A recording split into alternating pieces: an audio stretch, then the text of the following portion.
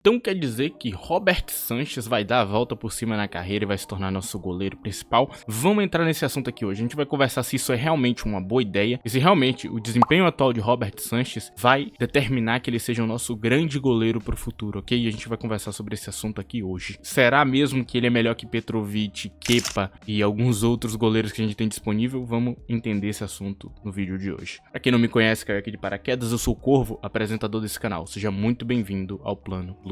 Então quer dizer que Robert Sanchez ele realmente virou um bom goleiro? E cara, o que eu posso te dizer é que as últimas atuações dele foi muito boa. Aquele goleiro que a gente pega ali no início, desde que ele chegou no Chelsea, que era um cara que pontualmente fazia boas defesas e tudo mais, mas mais estragava a partida do que ajudava, ele tem desaparecido. Mas eu não acredito que é por causa do goleiro e sim por causa do treinador Enzo Maresca. Eu não acredito que esse bom desempenho dele venha exatamente do talento e do poder de Robert Sanchez. Uma coisa que eu falei aqui no meu canal, e que inclusive muita gente usou pra distorcer o que eu estava falando, infelizmente, é que eu tinha dito que Robert Sanchez era um bom goleiro, o que eu não disse. O que eu disse sobre Robert Sanchez é que ele tinha uma boa qualidade com os pés. E sim, ele tem porcentagens, inclusive estatísticas acima da maioria dos goleiros. Ele é um ótimo passador de bola, em teoria, ok? Na prática, o que a gente nota é que, apesar dele ter muito talento com os pés, ele toma decisões muito ruins. E na maior parte do tempo, essas decisões ruins não é um erro, é um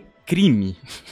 E esse crime resulta nos maiores problemas da carreira dele, cara. E a tomada dele de decisão não é questionável só na parte com os pés. Em toda a parte dele como goleiro, ele acaba tomando decisões questionáveis em alguns momentos e ele acaba errando bastante. Ele é um dos goleiros que mais erra, ok? Então, nesse momento, o que tá acontecendo com o Robert Sanchez é que, apesar dele ser um dos goleiros que mais erram, ele também tá sendo um dos goleiros que mais acertam junto. Então, acaba que tendo uma equivalência. Só que como a gente tem um controle do jogo muito bom nesse início aqui de Enzo Maresca, a gente ainda não tem passado por muita dificuldade, ele não tem trabalhado tanto quanto ele deveria. O trabalho dele tem sido mais pontual, o que claramente acaba melhorando a visão dos torcedores em relação ao goleiro Robert Sanchez. Pra mim, o real problema de Robert Sanchez é que essa questão dele tomar decisões ruins e da falta de inteligência dele na maior parte dos jogos não é um problema que talvez seja resolvido muito fácil, ok? É um problema mais complexo. Inclusive, quem não talvez esteja por dentro de uma parte de realmente estudar os jogadores e tudo mais, e entender do que é uma evolução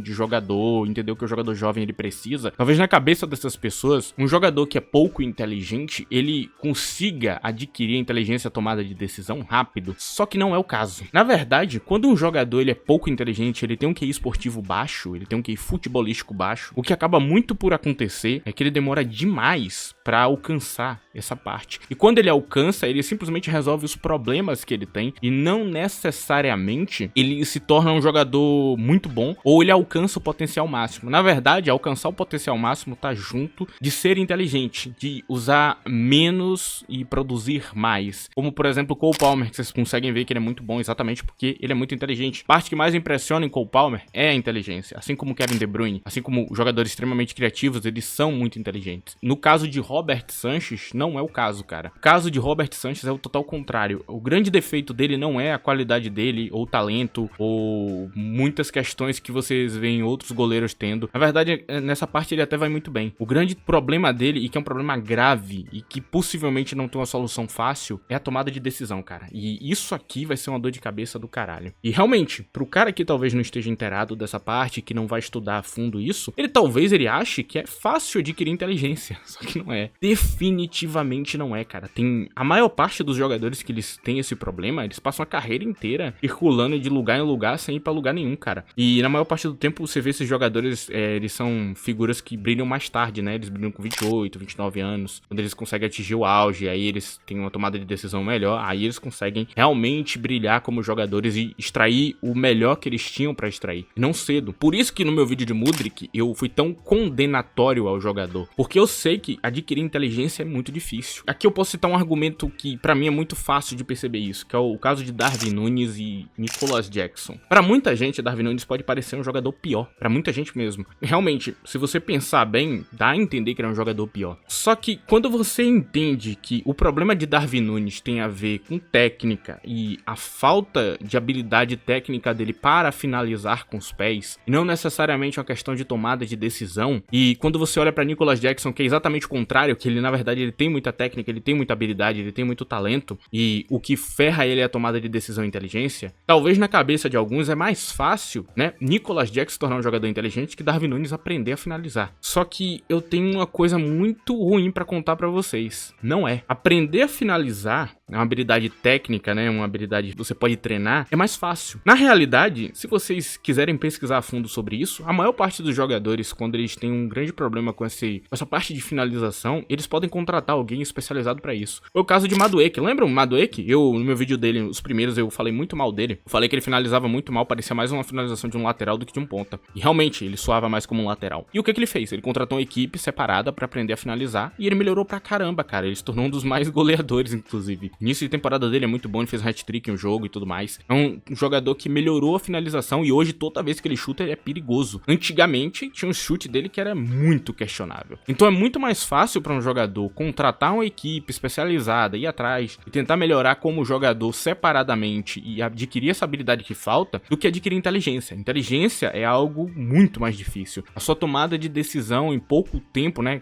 aqueles poucos segundos que você tem, elas falam muito mais sobre o jogador. Então, claramente, na cabeça de quem não tem o conhecimento necessário, Nicolas Jackson é algo muito mais fácil de resolver porque ele tem talento. Só que não é. A inteligência não é algo que dá pra pagar pra alguém te ensinar. Não é algo que é fácil de aprender. Tem alguns treinadores que são especialistas em melhorar os jogadores e podem ajudar o jogador a melhorar a finalização, a parte técnica e também melhorar a inteligência e a tomada de decisão. Só que é um processo demorado e que não funciona com todo mundo. Então eu quero que vocês entendam isso. E talvez por esse talento de Robert Sanchez, a gente teve uma insistência tão grande em Pochettino até colocar Petrovic em campo. Por isso talvez ele tenha insistido tanto, né? Porque ele notou que claramente o Robert Sanchez tinha mais qualidades que Petrovic não tem. Só que Petrovic, ele tem uma coisa que obviamente todo mundo que estava assistindo notou. Ele toma decisões de uma maneira muito melhor. Ele sempre toma a decisão mais segura. Ele sempre tenta o passe mais curto. Ele sempre tenta tomar a decisão que vai prejudicar menos o time dele. Ele sempre tenta ser uma figura mais rápida. Falta experiência e com certeza com mais experiência ele vai melhorar muito nessa parte. Mas no momento atual, claramente, pra mim, Petrovic é um goleiro bem mais seguro. Talvez usar a palavra melhor não seja tão esclarecedor, mas a palavra seguro talvez seja. Porque claramente, dentro de uma partida com Petrovic, eu espero muito menos erros do que dentro de uma partida com Robert Sanchez. Claramente, Petrovic, ele tem muito menos problemas em tomar decisão do que Robert Sanchez. Talvez ele não brilhe tanto e dê passes progressivos como Robert Sanchez e passes que desbloqueiam a marcação, mas na maior parte do tempo, Petrovic vai ser uma figura mais segura de você colocar ele ali em campo, cara. Simplesmente, ele é um goleiro que toma as decisões de maneira até a dar a entender que ele é mais experiente que o Robert Sanchez. Então, sim, eu tenho uma preferência ainda por Petrovic. Só que, é claro, ele não funciona com todo treinador. Se o treinador atual acha que a qualidade com os pés dele não é o suficiente, ele tem que sair. É simplesmente uma questão de respeitar a hierarquia. O treinador precisa ser priorizado. Se você investir em um treinador, você vai ter que comprar a ideia dele e ponto final. Então, eu entendo o lado de Enzo Maresca, apesar de não gostar muito, eu não acho Robert Sanchez melhor que Petrovic, de maneira nenhuma. E aí você pode fazer uma comparação também com Kepa. E eu nem vou entrar muito nesse assunto, cara. Pra mim, o Kepa, ele não quer mais jogar no Chelsea, ok? Não é por isso que ele não tá aqui. Não é por ele uma questão de, tipo, ele não ter o desempenho necessário. Ele tem. Ele é bom com os pés também. Só que ele não quer jogar. Simplesmente isso. Ele cansou. E eu entendo o lado dele. Eu já falei aqui que eu inclusive, defendi bastante ele nisso. Porque ele fez uma boa temporada e a torcida tratou ele muito mal. E eu entendo que pega muito no mental do cara, né? Porque, pô, ele já tem 30 e poucos anos de idade. Já tem uma carreira pela frente. Ele já tá no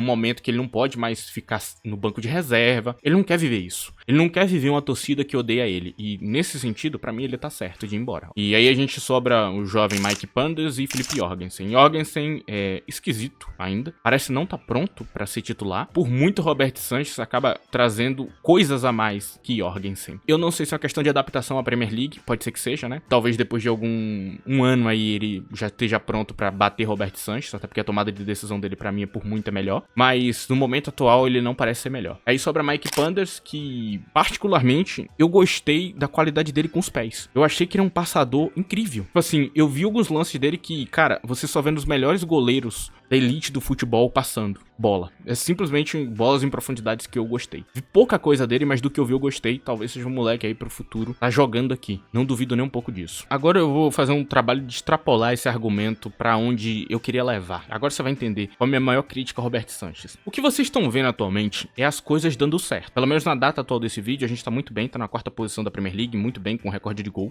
Eu quero que vocês pensem quando estiver dando errado. E aí começa a brincadeira, né? Aqui a gente começa a ver os problemas. Você não precisa ir muito longe não, viu? Eu coloco pra você aqui as partidas onde o Chelsea foi pressionado. E Roberto Sanches falhou em todas elas. E ele jogou mal. Ele não jogou bem, ele jogou mal. Isso aqui já é uma demonstração de que vai acontecer de novo. Ele ainda vai ser inconsistente. Talvez na sua cabeça agora você não esteja entendendo e pensando, pô, mas todo goleiro ele falha em algum momento. O problema não é que ele falha em algum momento. O problema é que eu tenho certeza que ele vai falhar num momento crucial. Pense agora na Conference League. A gente vai pra uma final contra o Heidenheim, que é um time treinado há anos e anos pelo mesmo treinador, extremamente chato, e a gente é pressionado em algum momento. O Roberto Sanches erra um passe, a gente toma um gol e vira uma retranca. E do outro lado a gente não consegue mais atacar os caras. E aí vira um inferno de 1-0 com um erro de Roberto Sanches em um momento que ele não deveria errar, sei lá, 23 minutos do primeiro tempo. Isso pode mudar completamente o ritmo do jogo e a gente ser eliminado da Conference. Você consegue entender esse problema nas mãos? Porque ele tá ali. Roberto Sanches pode ser um cara que vai ser um vilão em momentos muito importantes. As partidas difíceis ele já demonstrou que ele não tem o suficiente. E aí tem uma outra coisa